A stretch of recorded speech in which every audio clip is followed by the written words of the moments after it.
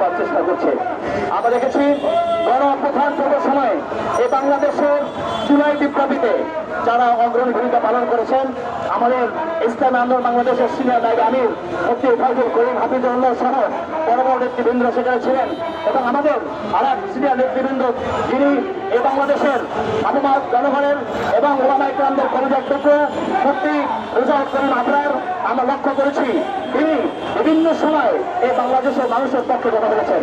আমরা লক্ষ্য করেছি যখন পীর সাহেব হুজুর তার নিজের প্রোগ্রামকে চেঞ্জ করে এই মাননীয় উপদেষ্টা যারা রয়েছেন ওনাদের পক্ষ অবলম্বন করেছেন।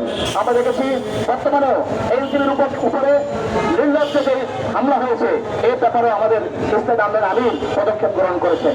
আমরা স্পষ্ট বলতে চাই, উপদেষ্টাদেরকে জানিয়ে দিতে চাই, আজকের মানববন্ধন কর্মসূচি থেকে আহ্বান করতে চাই, আপনারা যাদেরকে বন্ধু ভাবছেন তারা আপনাদের শত্রু, আর যাদেরকে আপনারা শত্রু ভাবছেন তারাই হচ্ছে আপনাদের বন্ধু। আপনি কোন সাহসে রেজাউল করিম আবরার এই বাংলাদেশের লক্ষ কোটি তরুণ জনতার হৃদয়ের স্পন্দন তার বিরুদ্ধে মামলা করতে সাহস কিভাবে দেখালেন? আমরা শুনতে পেরেছি এই পরিদর্শক এবিএস আব্দুল মান্নান, সে পরিদর্শক যে মান্নান সে বলেছে যে এই মামলার সাথে গভর্নমেন্ট জড়িত।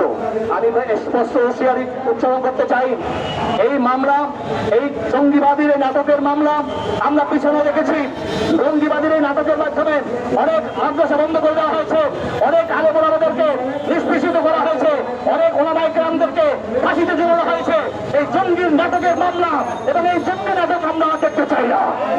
আমরা স্পষ্ট জানিয়ে দিতে চাই, এই মান্নান সাহেব বলেছেন এর সাথে গভর্নমেন্ট জড়িত।